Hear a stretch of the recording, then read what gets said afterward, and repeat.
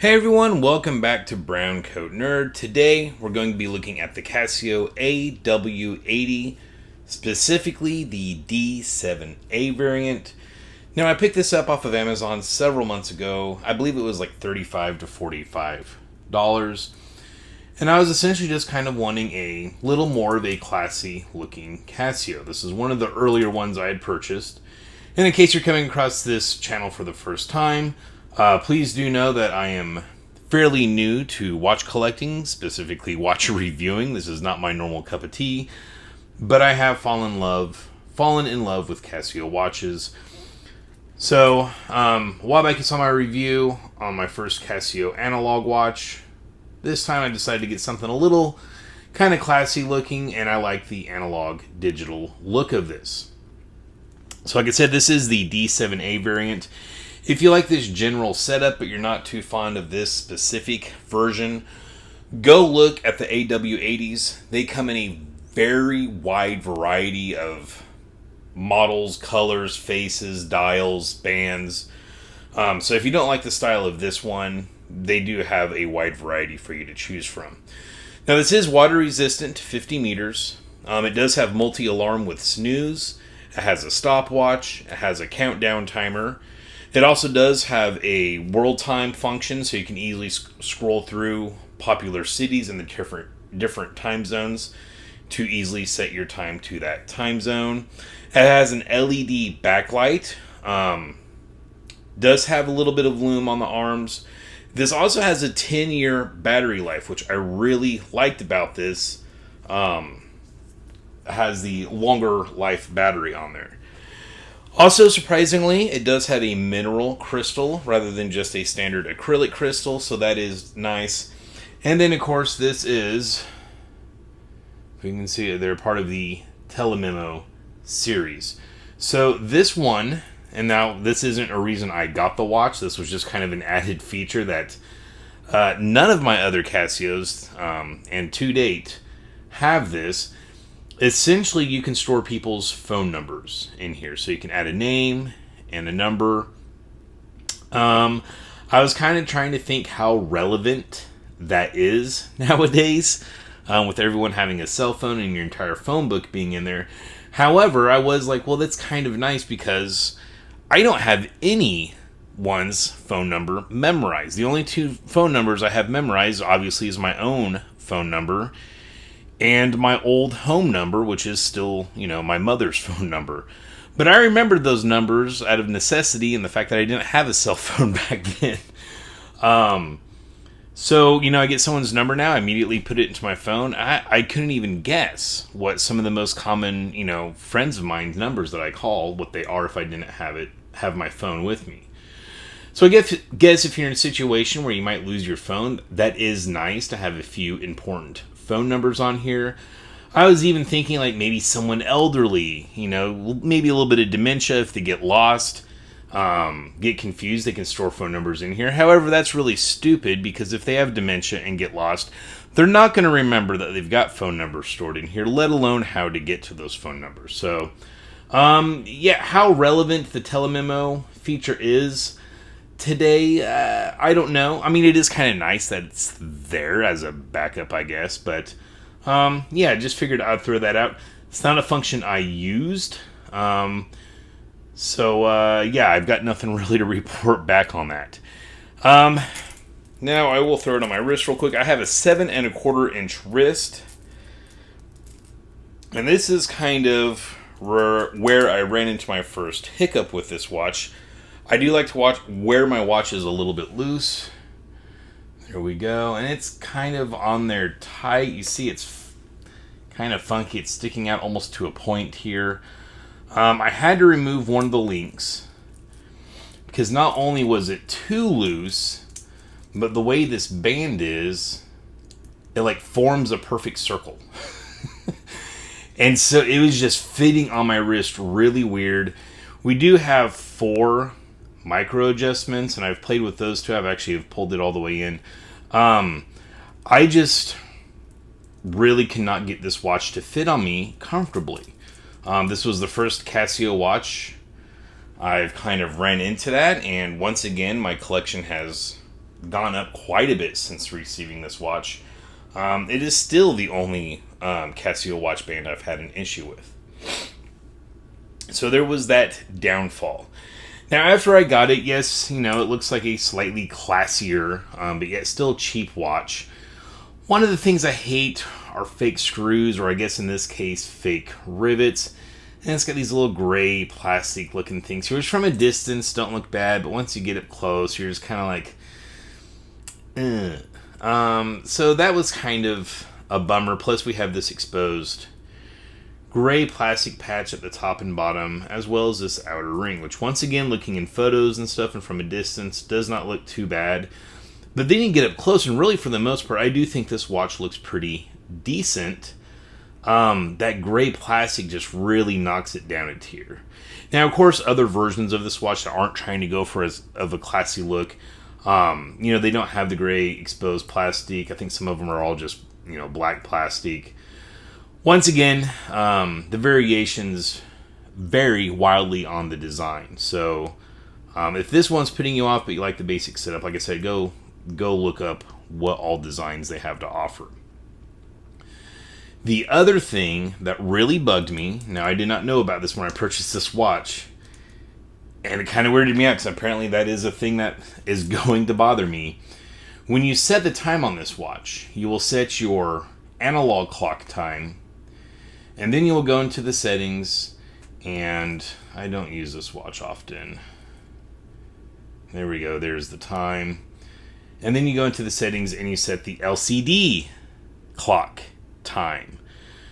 So this is actually two different clocks. Other analog digital Casio watches I have, you set the time once and it sets that for the analog as well as the digital. So my OCD behavior, that just drives me absolutely nuts knowing that. However, for some people it might be a benefit, because this does have the world time, but maybe you want to set the analog to one time, then you can set the LCD display down here to a different time zone, and then it does have the world timer function on here. There's your telememo and the world time, which I actually have it set to the time zone I'm already in. Clearly I had an issue with that when I was setting the time. But then you can set your quick access world time to a different time zone. So you could actually set this watch up to show you 3 different time zones, which might be beneficial for some people. And then we have our multi-alarm. I do believe it's 2 alarms, and you do have the snooze feature. I never used an alarm on any of my watches, at least as of yet. It is nice, I think, to have at least a single alarm option, though. We do have our countdown timer, which I do use a lot on these watches. Our stopwatch, which I will use occasionally on these. And then back to our time. So it's got all the features I want. It's not lacking in the features. It turns out that at least the metal band, this one, I've got other Casio metal bands that fit me just fine. This one, not so much. And then after kind of looking at it, and then when I'm saying I wanted a classier watch, I still wanted a cheap one, This one just kind of ended up not really doing it for me. And then on top of that, when the lights are out, let's go ahead and show you the lume and the backlight.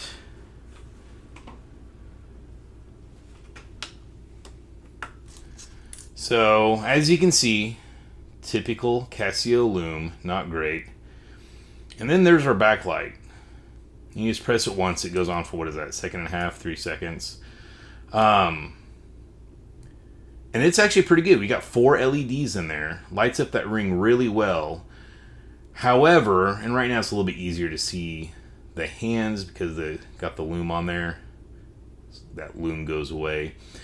This actually kind of can be hard to read at night because the face is silver, the arms are silver.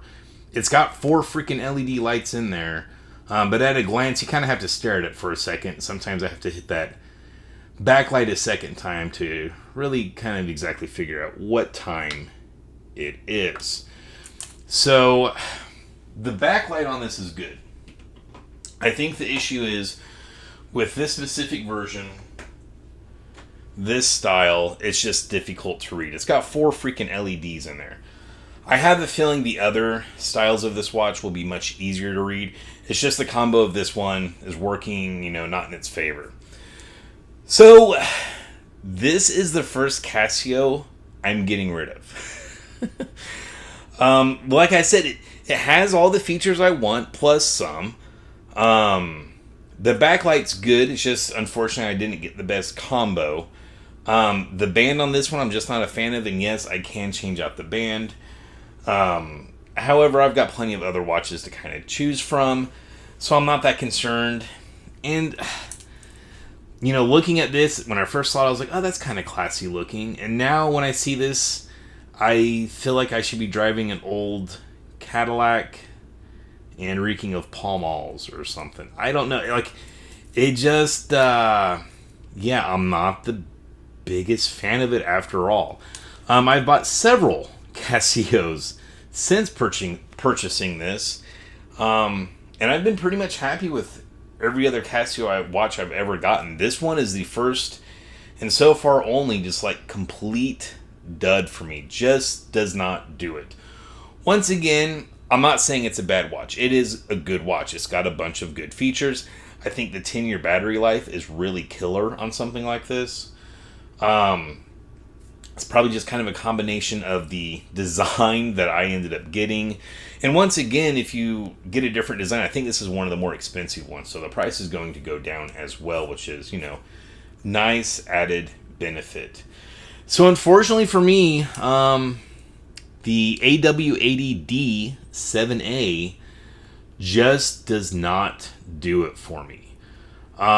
So I figured, once again, since I am not your typical watch reviewer, instead of doing a wrist check and showing you whatever watch I am wearing that day, at the end of my videos here on BrowncoatNerd on the watch reviews, we're going to do a lacking check.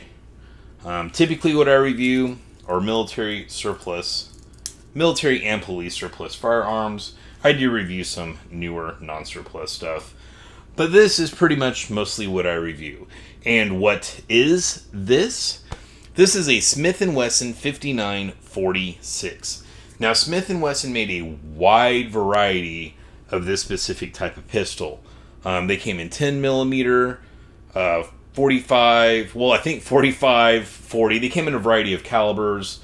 They came in double stack and single stack magazines, which basically means some of them had a thinner mag, obviously held less rounds, but because of that, you could also get a thinner grip. Some of these had an alloy frame. It was still metal, but it would be alloy, so it wouldn't be as heavy.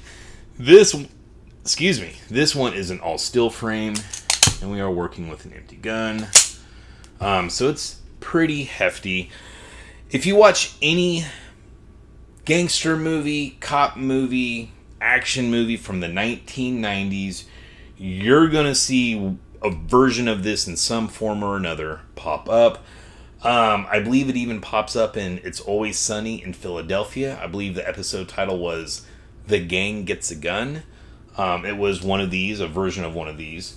So it's a very iconic gun. Tons of police departments use them. You will typically see them in this kind of satin silver finish.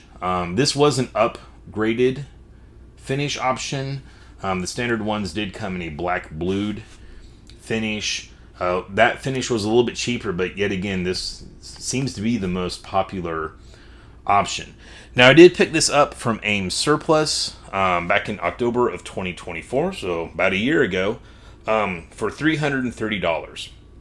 This is the double action only version, which is the least desirable version, so you can typically find these for pretty cheap. I believe after I purchased this, for a while, AIM even put them on sale, and they're they're sub $300, which is a really good deal. And if you're wondering what I mean by that double action only trigger, on most firearms that are at least hammered fire, a lot of firearms nowadays are striker fire. We're not going to get into that. This is kind of the older hammer fire. We got our Beretta 84 here. So typically you'd be carrying the gun, with the safety on or off. Once again, we are working with an empty, unloaded firearm. You can see the hammer's down.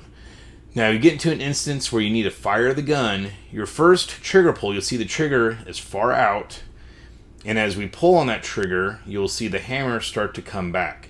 So the action of us pulling on the trigger is actually cocking the hammer back.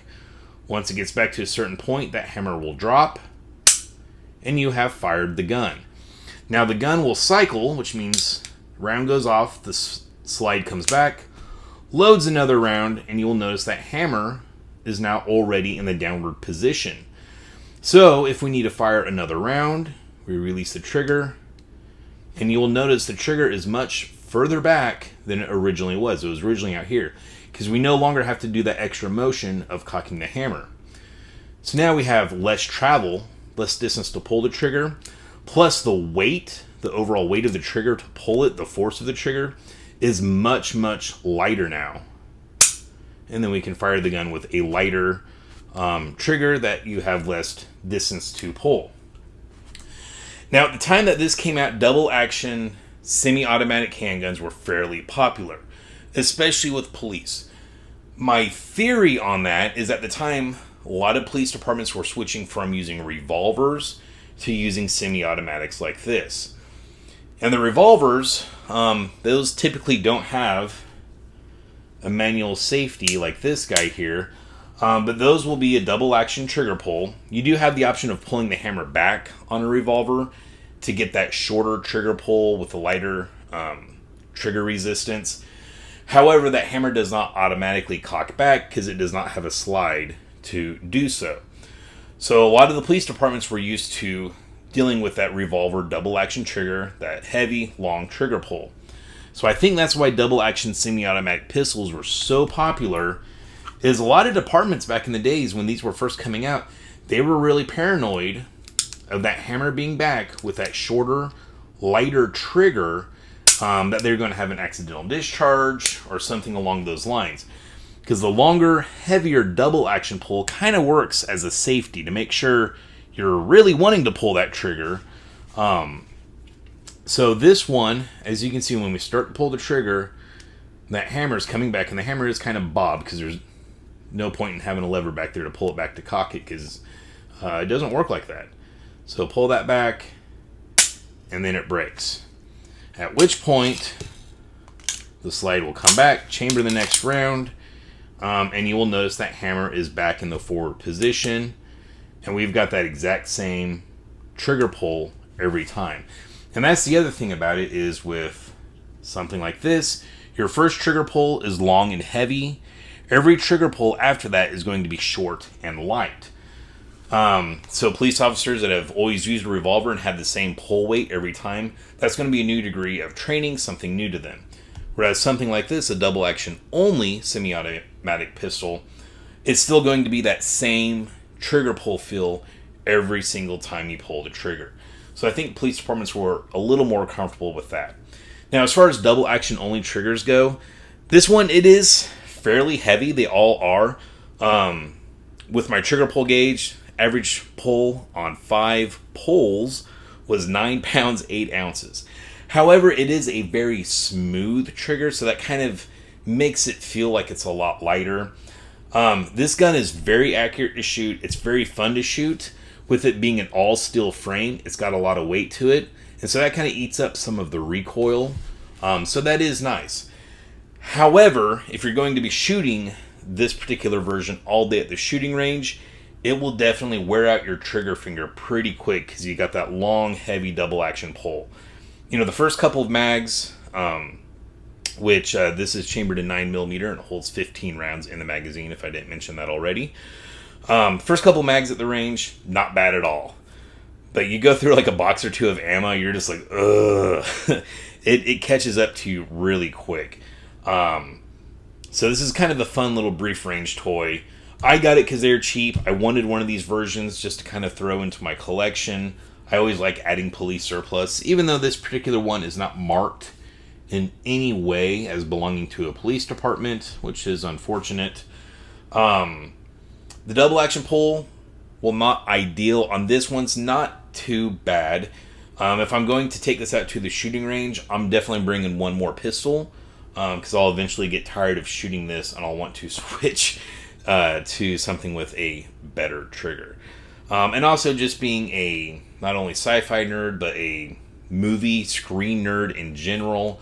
Like I said, pretty much anything from the 90s that has guns in it, you're almost guaranteed to see one of these, or a version in some form or another of one of these pop up. So the finish was so close on these, I just couldn't say no. I mean, this belongs in that Cadillac reeking of Pall Malls just as much as this guy.